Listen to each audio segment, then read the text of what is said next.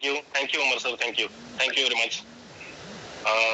आज मैंने sir morning में मैसेज भेजा था कि नो डाउट आज की मीटिंग धड़कने बढ़ाने वाली है। मतलब मेरी खुद की धड़कने बढ़ गई है कि आप लोगों से, उमर सर से, इनोवेशन फैक्ट्री से वो तोहफा हमें मिलने जा रहा है कि शायद ही आज तक क्रिप्टो इंडस्ट्री में इस धरती पे ऐसा नायाब तोहफा किसी प्लेटफॉर्म ने पब्लिक को दिया होगा। तो नो डाउट मतलब मैं भी थोड़ा सा एक्साइटेड हूँ, बीपी हो चुका है, बहुत खुश हूँ, एक्साइटमेंट बहुत है कि जिस चीज का हम लोग बेसब्री से पिछले 2.5 साल से इंतजार कर रहे थे, उसमें से कुछ चीजें शायद आज इनोवेशन फैक्ट्री हमको देने जा रही है। आई डोंट नो कि इनोवेशन फैक्ट्री से हमें क्या मिलने वाला है, बट इतना यकीन है कि जिस तरीके से उमर सर ने मीटिंग अरेंज की है, बोला गया है, बताया गया है, जैसे अभी जी सीनियर साहब बोले वैसा कि यहाँ पे आज कुछ बहुत अद्भुत, बेगजब, माइंड ब्लोइंग, सुपर्ब होने वाला है। और जैसे जी सर ने कहा अभी कि चांद पे जाने वाले नील आर्मस्ट्रांग का नाम पूरी दुनिया में सबको पता है, सेकंड बंदे का नाम शायद मतलब उनको भी पता नहीं है, ऑब्वियसली मुझे भी नहीं पता है, बहुत सारे लोगों को नहीं पता है। तो आज जो मीटिंग होने वाली है, तो पता नहीं है, मेरी दिल की आवाज में बता रहा हूँ, मैं मोटिवेशन नहीं दे रहा हूँ, मोटिवेटेड वर्ड मैं कभी यूज भी नहीं करता हूँ। आज मुझे ऐसा लग रहा है कि क्रिप्टो इंडस्ट्री में आने वाले 2 साल के बाद नील आर्मस्ट्रांग, उमर सर और इनोवेशन फैक्ट्री रहेगी, ये मेरा दिल कहता है। Welcome all of you. और संजय जी ने इतनी बड़ी बात की कि जिस तरह बड़े बड़े नाम हैं, आइंस्टाइन हो गया या जितने भी बड़े नाम हैं, तो पहली बात तो यह है कि अगर देखा जाए ना, तो इस तरह के लोगों के कोई 4 हाथ नहीं थे, ना 2 दिमाग थे, ना 2 दिल थे, ना उनके 10 सर थे। वो सब लोग हमारी ही तरह के थे।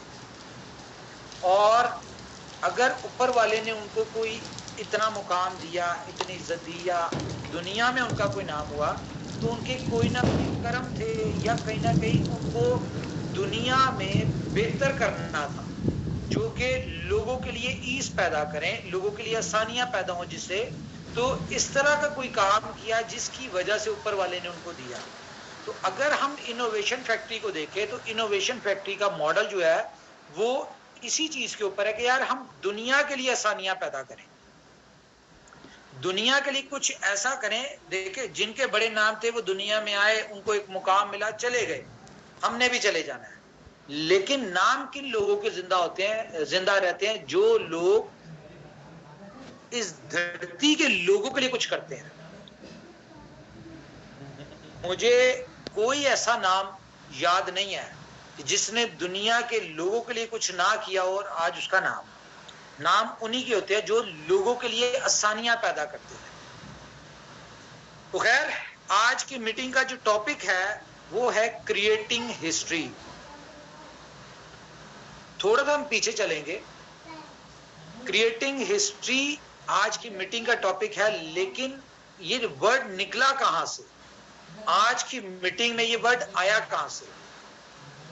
तो जब इनोवेशन फैक्ट्री का प्रोजेक्ट डिजाइन हो रहा था, तो हमने ये सोचा, आप ऊपर वाले की तरफ से कह लें कि मेरे ज़हन में ये चीज आई कि इस कॉइन का जिस माइंडसेट के साथ इसको डेवलप किया जा रहा है, BFIC कॉइन को, या इनोवेशन फैक्ट्री को जिस माइंडसेट के साथ डिजाइन किया जा रहा है, तो ये आने वाले वक्त में हिस्ट्री क्रिएट करेगा। तो इसका स्लोगन रखा गया क्रिएट हिस्ट्री।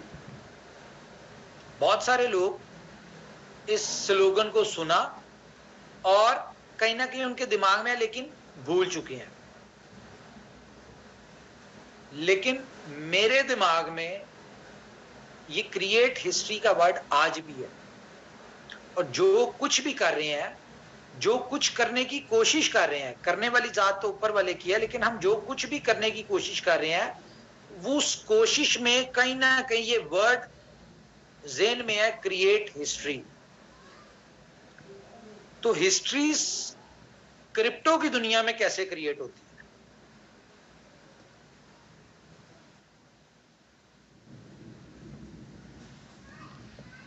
बहुत सारे क्वेश्चन है। आज की मीटिंग थोड़ी लंबी होगी लेकिन इंटरेस्टिंग होगी, क्योंकि आज बहुत कुछ मिलने जा रहा है। दुनिया में क्रिप्टो करेंसी दुनिया में आई, सबको पता है सतोशी नाकामोटो ने दुनिया को क्रिप्टो करेंसी इंट्रोड्यूस करवाई। अच्छा, जब ये दुनिया में आई तो इसकी रीजन क्या थी आने की? रीजन ये थी replacement of currency. 5th generation currency के तौर पे क्रिप्टो करेंसी आई। 1st जनरेशन सबको पता है बार्टर सिस्टम, गंदुम ले ली, चावल दे दिए।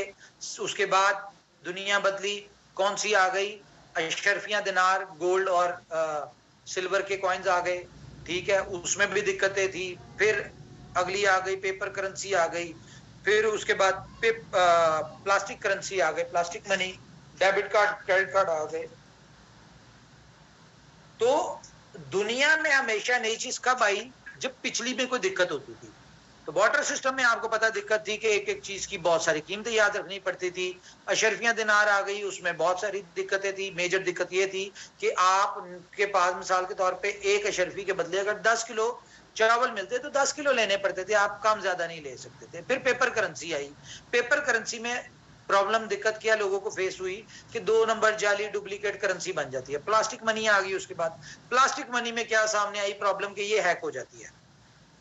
तो सतोशी नाकामोटो ने दुनिया को जब दिया क्रिप्टो करेंसी दी, तो उसने कहा मैं दुनिया को एक ऐसी करेंसी दूंगा जो कि ना डुप्लीकेट हो सकती हो ना चोरी हो सकती। तो क्रिप्टो करेंसी आ गई। अब यहां तक लोगों को पता है कि ये as a 5th generation currency आई। अपने आप से सवाल पूछे, क्या ये करेंसी के तौर पे एक्सेप्ट हुई आज तक? पेपर करेंसी से आप कुछ भी ले सकते हैं, प्लास्टिक मनी से आप कुछ भी ले सकते हैं, क्या क्रिप्टो से कुछ भी ले सकते हैं? नहीं ले सकते। मतलब कि जिस पर्पस के लिए दुनिया में आई थी, आज 15 साल गुजरने के बाद भी वो पर्पस नहीं कंप्लीट हुआ। रीजन क्या है? रीजन सिर्फ ये है कि इसको दुनिया ने एक्सेप्ट नहीं किया। और एक्सेप्ट करना कब था? एक्सेप्ट तब करना था जब ये किसी ना किसी चीज की यूटिलिटी में यूज हो, दुनिया में डिमांड क्रिएट हो। अभी लोग क्रिप्टो करेंसी की बहुत अच्छी हाइप है, फ्यूचर इसी का सबको पता है, लेकिन कब जाके ये काम होगा? जब ये रियल वर्ल्ड में, रियल लाइफ में आपके यूटिलाइज हो रही हो। तो बिटकॉइन की बात करें, $30,000 का है, बहुत सारा कुछ है, लेकिन क्या बिटकॉइन के बदले आप अपनी जिंदगी में कोई चीज ले सकते हैं? नहीं ले सकते। बहुत सारी दिक्कतें, बहुत सारे इश्यूज, लीगल इश्यूज, बहुत सारे मामला है, नहीं कर सकते। आज मेरी फॉर एग्जांपल कोई प्रोडक्ट है, मैं उस प्रोडक्ट के बदले बिटकॉइन नहीं ले रहा, एक्सेप्ट कर रहा। क्यों नहीं कर रहा? क्योंकि मुझे ये पता है कि बिटकॉइन की प्राइस में फ्लक्चुएशंस बहुत ज्यादा है। मैं क्यों रिस्क लूं? मैं नहीं लेता। मेजर रीजन क्या है? फ्लक्चुएशन की बात भी नहीं है। असल रीजन क्या है कि उसकी ट्रांसफर होने में कम से कम 10 से 15 मिनट लगते हैं, 2 घंटे भी लगते हैं, 10 दिन भी 10 घंटे भी लगते हैं, 2 दिन भी लग जाते हैं। तो मैंने आज एक्सेप्ट की $100 का बिटकॉइन 0.01 फॉर एग्जांपल, ठीक है। जब वो मुझे रिसीव हुआ, ठीक है, आज $30,000 प्राइस थी, प्राइस चली गई 27,000 पे, तो मुझे तो आए 70 रुपए, तो मैं इसलिए नहीं एक्सेप्ट करता। तो खैर ये एक अलग मैटर है। तो इनोवेशन फैक्ट्री ने क्या किया? इनोवेशन फैक्ट्री ने हर चीज का जिम्मा खुद पे ले लिया कि हम एक ऐसा इकोसिस्टम डिजाइन करते हैं जिसमें सुबह उठने से लेकर रात तक आप अपनी जिंदगी में जो भी करें वहां पे BFIC का इस्तेमाल हो। तो इसके लिए इतना बड़ा इकोसिस्टम बनाया।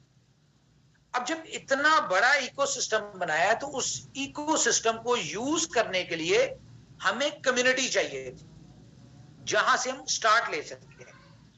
तो कम्युनिटी लेने के लिए क्या किया हमने?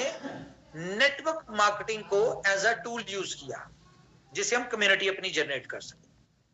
अच्छा, नेटवर्क मार्केटिंग एक ऐसी इंडस्ट्री है जो कि इनोवेशन फैक्ट्री से पहले एक बदनामे जमाना इंडस्ट्री थी।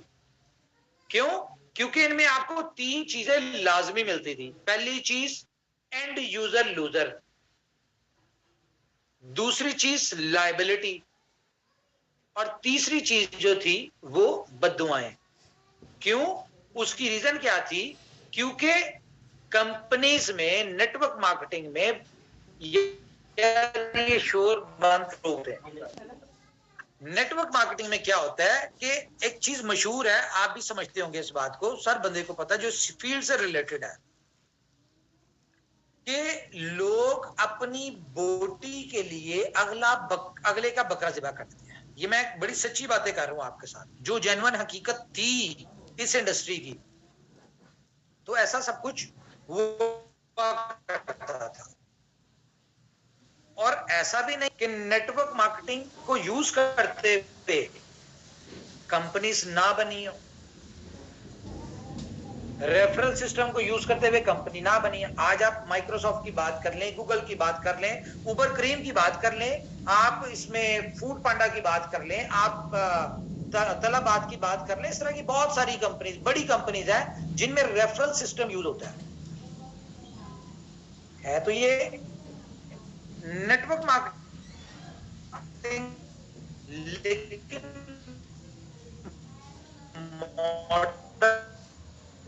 चेंज तक, लेकिन कुछ अरसे बाद स्कैम किया, और स्कैम किया तो लीडर्स के ऊपर लायबिलिटी आ गई, एंड यूजर मर गया, लीडर्स के ऊपर लायबिलिटी आ गई। जिन लोगों का पैसा डूबा उन्होंने बदुआएं देना है।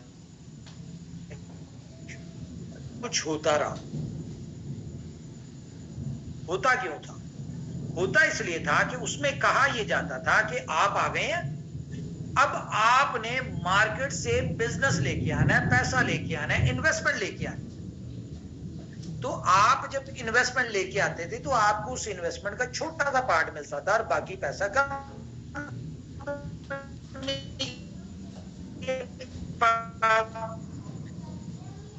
पिछले वालों खाते रहे। जब नया पैसा, तो पिछलों को जाना बंद हो गया, कंपनी ने एंड पे बंद किया और गायब हो गए। सारी लायबिलिटी लीडर्स के ऊपर। 10 रुपए कमाए, ठीक है, 100 रुपए देने वाले सिर पे खड़े हुए, तो लोगों की जिंदगियां खराब। इस मॉडल को, जो कि पिछले कह लें आप 80 साल से मॉडल चल रहा था ये वाला, इस मॉडल को, इस इंडस्ट्री की हिस्ट्री को चेंज किया इनोवेशन फैक्ट्री ने। कैसे?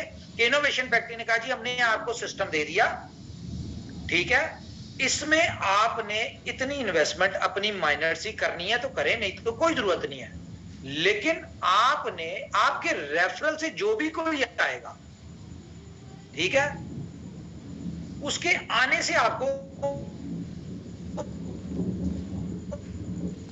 रिवॉर्ड मिलेगा। वो इन्वेस्टमेंट कंपनी को नहीं आएगी, वो कहां से आएगी, वो किसको जाएगी? कि आपको जो रिवॉर्ड आ रहा है, आप एक्सचेंज के ऊपर बेच रहे हैं, वो वहां से खरीद रहा है, जिसने नया इन्वेस्ट करना है वो वहां से खरीद रहे हैं, और वो उसको सिस्टम को, इसको जो रिवॉर्ड है वो कंपनी दे रही है, ठीक है। तो आपने कंपनी को कुछ नहीं दिया ना, कंपनी किसी को कहती पहले दिन से, इनोवेशन फैक्ट्री ने कहा जी बिजनेस लाए, पैसा लाए, वॉल्यूम लाए, ऐसा कुछ भी नहीं कहा। तो आपने पैसा कहां से कमाया? जो आपको फ्री के पैसे आ रहे थे, रिवॉर्ड आ रहे थे, आप उसको बेच देते, जिसने आना होता था वो खरीदता था, वो आता था, इस तरह उसको सिस्टम को, जो नए लोग आते थे उनको कंपनी रिवॉर्ड दे रही। ये मैं आज आपको थोड़ी सी हिस्ट्री बताने लगा। क्यों? क्योंकि आज क्रिएट हिस्ट्री के ऊपर डिस्कशन हो रही है, और जो आज हम हिस्ट्री क्रिएट करने जा रहे हैं उसकी थोड़ी सी मैं ग्राउंड बना रहा हूं। बहुत सारे लोगों को ये बातें बोर लगेंगी, लेकिन असल बात समझाने के लिए जरूरी है। अच्छा, तो कंपनी ने ये मॉडल बना दिया, हिस्ट्री ही चेंज कर दी कि कंपनी को कोई पैसा नहीं चाहिए भाई, आपने हेल्पिंग प्लान है, इस तरह सारा लोगों ने ऐसा कमाया। आज 3 साल की जर्नी है, 3 साल में कितने लोगों ने पैसा बनाया? कोई बंदा आज ये नहीं कह सकता कि हमने 1 रुपया भी इनोवेशन फैक्ट्री को दिया। ये हम कई दफा मीटिंग में कर चुके हैं। हाँ, अगर आपने फॉर एग्जांपल किसी को ये गलत फहमी है कि उसने BLAV के आईटीओ में फर्स्ट आईटीओ में पैसा दिया, सेकंड आईटीओ में पैसा दिया, तो फर्स्ट आईटीओ में 0.0125 के हिसाब से आपने मिसाल के तौर पे 1250 दिए और 1 लाख टोकन लिया था। आज 6 महीनों में आपको उसके ऊपर 1 लाख के ऊपर 1,80,000 टोकन रिवॉर्ड में आ गया। ठीक है, 5x से ज्यादा आपको रिवॉर्ड आ गया, बल्कि 3 महीनों में एक्चुअल, हाँ 1,80,000 टोकन आ गया। तो आपने वो टोकन फॉर एग्जांपल 0.0125 पे लिया था, आज आप 0.06 पे बेचते हैं, तो 1250 सॉरी 1,80,000 मल्टीप्लाई बाय 6, 0.06 आप इसको कैलकुलेट करें, 1,80,000 मल्टीप्लाई बाय 10,800 डॉलर आप कमा चुके हैं। ठीक है, तो वो आपका जो कंपनी को पैसा दिया था वो आप उससे 10 टाइम वैसे ही ले चुके हैं। हम अगर बात करें 0.03 की किसी ने लिया था, तो आज वो 90,000 टोकन ले चुका है, और 90,000 टोकन 3 महीनों में, इसको अगर आप 0.06 पे बेचते हैं, आपने $3,000 लगाया था, तो $5,400 आप वहां पे भी ले चुके हैं। तो कंपनी की तरफ से तो आपने जो आईटीओ में पैसा दिया था वो आप ले चुके हैं। तो इस बात का 500 दिन तक भी है, अब तो दिन है। तो खैर ये चीज कंपनी ने चेंज कर दी, हिस्ट्री चेंज हो गई। अब मैं आपको बताता हूं कि अब लोगों ने बहुत अच्छी अर्निंग की, सिस्टम से की, उस सिस्टम से की 3 सालों में 1,000 दिन में से आप कह लें कि 500 दिन सिस्टम मान लिया बंद रहा, आपके कहने पे, तो 500 दिन सिस्टम में इश्यूज चलते रहे, अपग्रेडेशन चलती रही, कभी ब्लॉकचेन की, कभी एक्सचेंज की, कभी नेटवर्क की, कभी किसी चीज की, कभी किसी चीज की, दिक्कतें चलती रही 500 दिन। लेकिन 500 दिन में जो अर्निंग हुई वो कितनी हुई है पता है आपको? आप स्टैट्स निकालें, फर्स्ट इन्वेस्टमेंट के, पहला जो दिया क्लोज कर दिया, दूसरा BFIC नेटवर्क, तीसरा फर्स्ट इन्वेस्टमेंट दोबारा, चौथा BLAV। कोई मुझे बता सकते हैं कि कितना लोगों ने यहां से इन 500 दिनों में अर्न किया होगा? कोई वैसी एस्टिमेट कोई बता सकता है, कोई आइडिया?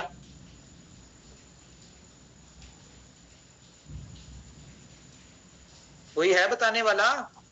कुछ भी बता दे यार। कोई नहीं बता सकता सर, क्योंकि किसी ने इस लेवल से होमवर्क नहीं किया है। और भाई सिर्फ आपकी जो हमारी BLV से अर्निंग्स हैं वो 25-30 करोड़ डॉलर्स डिस्ट्रीब्यूशन है, ये सिर्फ BLAV से है। तो अभी इसको तो अगर हम रेगुलर चलने की बात करें तो ये मेरे ख्याल से 90 दिन ही चला प्रॉपर जी। ठीक है, बाकियों की तो बात अलग है। तो खैर अगर 25-30 करोड़ डॉलर 90 दिन में यहां से लोगों ने कमाया, तो BFIC नेटवर्क से बहुत लोगों ने कमाया, क्योंकि वो तो 1.25 साल चला है।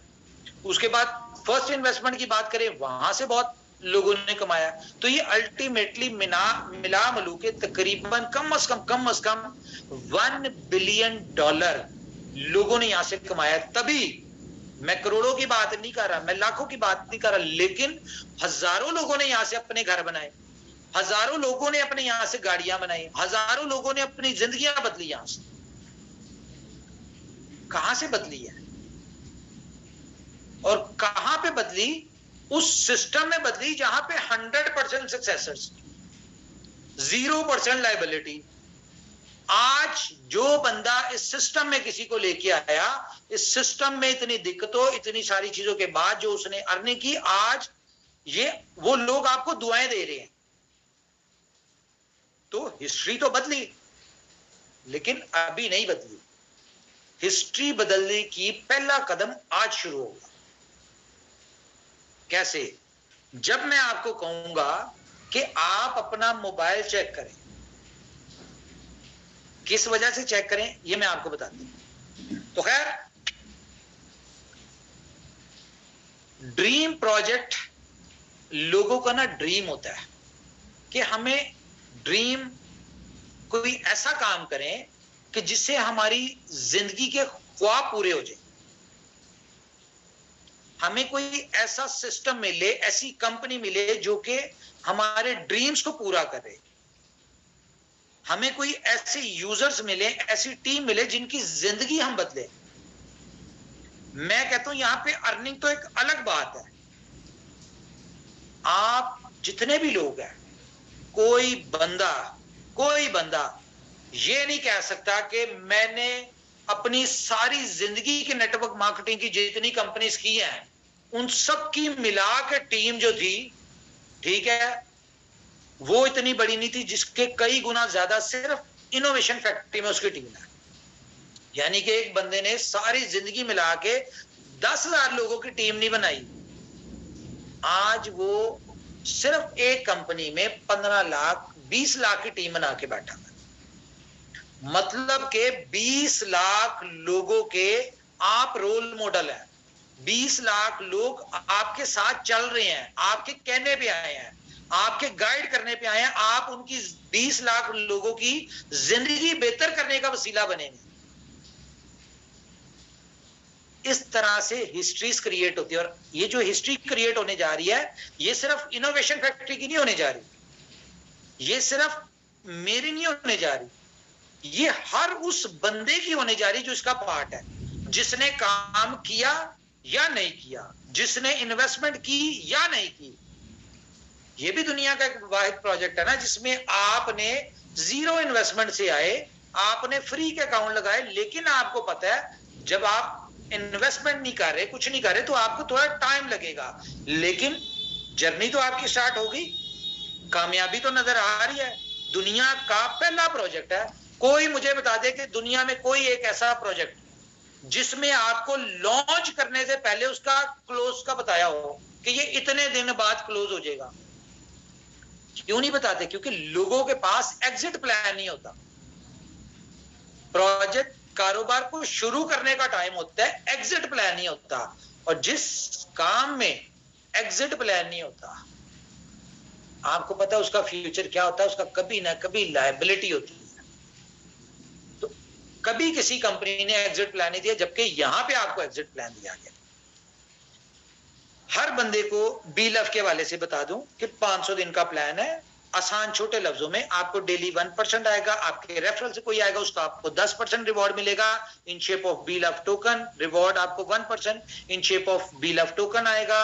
500 दिन तक इसकी कहीं पर ट्रेड नहीं होगा, कुछ नहीं होगा, पीपल टू पीपल ट्रेड होगा, कंपनी कोई यूटिलिटी नहीं देगी। लेकिन 500वें दिन आपको कंपनी एक साथ कम से कम 50 से 100 एक्सचेंजों पे लिस्ट करेगी, और उस वक्त कंपनी ने इतनी यूटिलिटी इकट्ठी की होगी जहां पे आप अपना $2 पे ये लिस्ट होगा और आप लोग $2 पे बेचेंगे। और 1250 लगाने वाला इन्वेस्टर, नेटवर्क का नहीं, इन्वेस्टर, वो $1 मिलियन निकलेगा, एग्जिट हो जाएगा। ये मैंने आपको समरी बता दी। तो खैर आज की डिस्कशन हमारी बीलफ के ऊपर नहीं है। हमारा असल प्रोजेक्ट, जो असल हमारी चीज है, वो क्या है? BFIC। और BFIC ही ऐसा प्रोजेक्ट है जो कि आपके बीलफ को $2 पे एग्जिट करवाएगा। लेकिन क्योंकि ये सारे प्रोजेक्ट एक इकोसिस्टम का सिस्टम है, प्रोजेक्ट्स हैं, तो ये हर प्रोजेक्ट एक दूसरे प्रोजेक्ट के साथ लिंक्ड है। कैसे कि बीलफ आया, बीलफ ने कम्युनिटी जनरेट की, वो कम्युनिटी हमारे BFIC स्टोर में आ रही है, बाकी प्रोजेक्ट्स में आ रही है, वहां पे यूटिलिटीज बना रही है, वहां पे डिमांड बना रही है। 500वें दिन उसके वॉल्यूम जो है बिलियंस में होगा, वहां पे BFIC का पेमेंट गेटवे हट के बीलफ का आ जाएगा, और वो जो डिमांड होगी बिलियंस की, वहां पे बीलफ टोकन लोग $2 पे बेचेंगे और यहां से बिलियनियर्स बन जाएंगे। ये एक सिंपल सा प्लान है। तो इकोसिस्टम में हर प्रोजेक्ट दूसरे प्रोजेक्ट का, हर प्रोजेक्ट का एक अपना रोल है। बीलफ का रोल क्या है? इसने कम्युनिटी जनरेट करवा के देनी है। आज 15 मिलियन है, 500वें दिन तक हम 100 मिलियन एक्सपेक्ट कर रहे हैं। वो कैसे होगी ये भी पता चल जाएगा आज ही, ठीक है। BFIC का क्या काम है? BFIC ने डिफरेंट प्रोजेक्ट, जितने भी प्रोजेक्ट्स हैं उनमें एज अ पेमेंट गेट पे लगना है, वहां पे उन प्रोजेक्ट्स में डिफरेंट तरह के एडवांटेजेस दे रहे हैं, डिस्काउंटेड दे रहे हैं, उनमें आपको बहुत सारी रेफरल के ऊपर इनकम दे रहे हैं, बहुत सारी चीजें हैं। तो उसकी वजह से पेमेंट गेटवे की तरफ पे BFIC जो है वो एक्सेप्ट हो रहा, कहीं ना कहीं हर प्रोजेक्ट BFIC के साथ लिंक्ड है, पहले दिन बताया था। तो गुड न्यूज सबसे पहली, और मेरे ख्याल से आज के लिए ये धमाकेदार न्यूज है। मैं आपको एक और चीज ऐड करूं, देखें दुनिया में जितने भी प्रोजेक्ट्स आए हैं क्रिप्टो से रिलेटेड, क्रिप्टो में जो लोग पैसा बनाते हैं ना, वो भला कौन लोग होते हैं? जो कि इंटेलिजेंट ब्रेन वाले लोग होते हैं, जिनकी इस इंडस्ट्री में एक्सपर्टीज होती है, जिनके पास क्रिप्टो का ह्यूज नॉलेज होता है, वो लोग पैसा बनाते हैं। लेकिन यहां पे क्या हुआ, इस इंडस्ट्री में इस कंपनी ने क्या हिस्ट्री क्रिएट की, इनोवेशन फैक्ट्री ने ये क्या किया कि यहां पे एक बंदे को क्रिप्टो का नाम कहीं नहीं पता, पहली दफा भी लफ्ज सुना उसने। एक बंदे को क्रिप्टो का नहीं पता, ट्रेडिंग का नहीं पता, पढ़ा लिखा नहीं है, रेडी लगा रहा है, शरबत बेच रहा है, दही बल्ले बेच रहा है, ठीक है, मजदूरी कर रहा है। इस तरह के लोग जिनको कह ले कि मोबाइल प्रॉपर यूज करना नहीं आता, इनोवेशन फैक्ट्री में इस तरह के लोगों ने सक्सेस ली है। कोई नॉलेज नहीं है, आप अपनी टीम में देखें, बहुत सारे आपको पता है कि यार इसके पास इंटेलिजेंट ब्रेन नहीं है, इसके पास क्रिप्टो का नॉलेज नहीं है, इसके पास एक्सपर्टीज नहीं है, इसको इंटरनेट की नॉलेज नहीं है, लेकिन आज वो लोग यहां से पैसा बना रहे हैं। ये है एक इनोवेशन, ये है हमारी सक्सेस। लेकिन इस सक्सेस को 4 चांद कब लगेंगे? जब ये BFIC नेटवर्क में जिन लोगों ने इन्वेस्टमेंट की थी, जिन लोगों ने अपने ख्वाब देखे हुए थे, उनके ख्वाब कैसे पूरे होंगे? चले मैं आपको एक और चीज दिखाता हूं। मार्केट में बहुत सारे कॉइन आए, मार्केट में बहुत सारे कॉइन आए, मैं नाम बताता हूं, बल्कि दिखाता हूं आपको, ठहरें। आज आपकी आंखें खोलनी है ताकि आप लोग बड़ी सक्सेस ले सकें, इसलिए आपकी आंखें खोलनी है।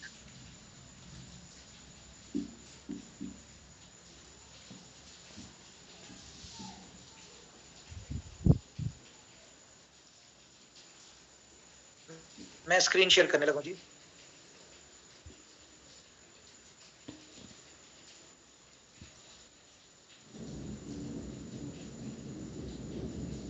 स्क्रीन शेयर हो रही है जी आपके सामने? जी हो गई सर। Yes sir. अच्छा, ये कॉइन है, क्या है कॉइन का नाम? PLC। अब हम इसके ऑल टाइम पे जाते हैं।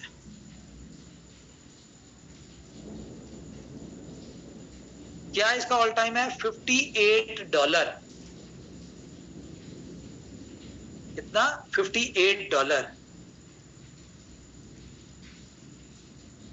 ठीक है, और आज क्या प्राइस है इसका? 0.044।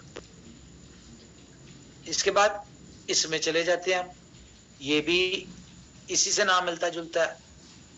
इसके ऑल टाइम पे चले जाते हैं, इसका ऑल टाइम क्या है जी? 19,664। आज क्या है जी? 366। ठीक है, उसके बाद हम इस पे चलते हैं। ये कौन सा है जी? BFIC। ठीक है, इसका ऑल टाइम क्या नजर आ रहा है जी? यहां पे 35 आ रहा है, लेकिन आपको पता है कि इसका ऑल टाइम 46 था। आज ये कहां पे खड़ा है? $15 पे तकरीबन, 14.9 या 14.6। तो बात ये है कि BFIC नेटवर्क के ऊपर, ये मैं बताता हूं आपको मैंने क्यों दिखाया। BFIC नेटवर्क के ऊपर लोगों ने जब स्टार्ट किया तो उसका ITO हुआ, कितने में हुआ? $1 पे, ठीक है। जब लॉन्च हुआ था, टोकन लॉन्च हुआ था BFIC, ठीक है, $1 पे लॉन्च हुआ। बीच में कंपनी ने कुछ इस तरह की प्रमोशंस भी दी कि आपको 50% मिलेगा, या उसके ऊपर आप स्टेक करते हैं फर्स्ट इन्वेस्टमेंट में, तो $1 का कॉइन आपने 100 टोकन लगाए तो आपको 150 कॉइन मिले, मतलब कि उसकी प्राइस आ गई 75 सेंट पे।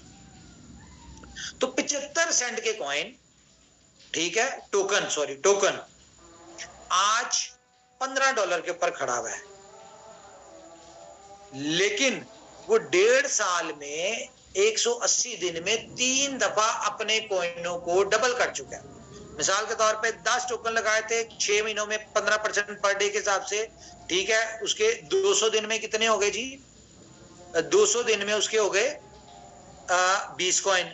फिर उसने 20 टेक लगाए, फिर अगले 200 दिन में उसके 40 हो गए, फिर उसने 40 लगाए, फिर अगले 200 दिन में उसके कितने हो गए? 80 कॉइन हो गए। अब उसने 10 कॉइन लिए थे फॉर एग्जाम्पल $10 के, आज वो 80 कॉइन बेचता है कितने के? 14 या $15 के हिसाब से। तो कितने के बने? $1200 के। लेकिन मजे की बात भला क्या है, उसके पास आज भी उसकी एक्चुअल अमाउंट पड़ी हुई है इन शेप ऑफ BFIC। और जिस तरह बाकी कंपनीज में होता था कि जब उनके टोकन्स को रिलीज किया जाता था तो उस वक्त प्राइस सेंटों में आ जाती थी। क्यों? स्टेकिंग पे लग रहे हैं, आ रही डिमांड, बढ़ते जा रहे हैं। जब उसको रिलीज किया, प्राइस आ गई सेंटों में। तो बहुत सारा प्रेशर आया मेरे पे, मैं अपनी बात करूं, बहुत सारा प्रेशर आया कि BFIC कॉइन को रिलीज कर दें, BFIC कॉइन को लोगों को दे दें। सेंटों में आता है, कोई फर्क नहीं पड़ता। बड़े बड़े लीडर्स आपके ही हैं, अपलाइंस, ठीक है, नाम नहीं मैं बताता। बहुत सारे लोगों ने कहा कि भाई दे दो, हमारा कोई जिम्मा नहीं है, सेंटों में मार्केट का कॉइन है, मार्केट में प्राइस सेंटों में आ गए, हम क्या करें, हमारा क्या जाएगा। हमने तो लोगों से जो कमिटमेंट की थी रिवॉर्ड की वो मिल गया, हमने डायरेक्ट इनकम ले ली, हमने जो उनकी रेफरल इनकम, जो टीम इनकम आनी थी वो तो हमने कमा ली, लोग मरते मर जाए। लेकिन बहुत सारे आपकी ही अपलाइन के बड़े लीडर्स, वो उन्होंने मेरा साथ दिया। उन्होंने कहा नहीं, आपका जो कॉन्सेप्ट है कि हमने 100% सक्सेसर यहां से निकालनी है, और जो बंदा $1 पे BFIC लेके आया था उसको हमने बहुत अच्छे रेट पे निकाले, कम से कम 10, 20, 30x पे तो निकाले। तो उसके लिए आपकी स्ट्रेटजी ठीक है, हम आपके साथ हैं। जिन लोगों ने मुझे हौसला दिया और मैं अपनी बात पे कायम रहा, अपनी स्ट्रेटजी पे। इवन के जो कुछ लोग थे इस कंपनी की मैनेजमेंट में, उन्होंने भी यही कहा कि भाई बस खत्म करो, इतना पैसा बन गया, बना दिया लोगों ने, ये वो। एनीवेज, छोड़ें इस सारी चीज को। तो खड़े रहे, लेकिन आज वो दिन आ गया। BFIC के जो आपके स्टेकिंग के कॉइन थे उनको रिलीज करने का टाइम आ चुका है।